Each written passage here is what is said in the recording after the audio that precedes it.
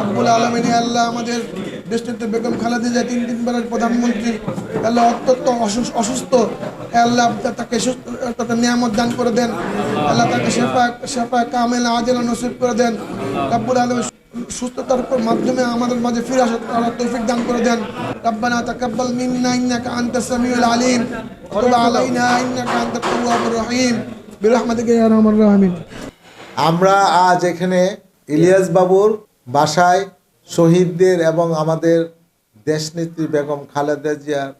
রোগ মুক্তি শারীরিক সুস্থতার জন্য দোয়া মাহফিলের আয়োজন করেছে বিএনপির অঙ্গ সংগঠন, বিএনপির মূল দল সবুজবাগ থানা এবং বিএনপি ওয়ার্ডের নেতৃবৃন্দ দোয়া মাহফিলে যোগদান করেছে। এই 16 ডিসেম্বর আজকে এই শহীদদের আত্মার মাগফিরাত কামনা করি আমরা আশা করি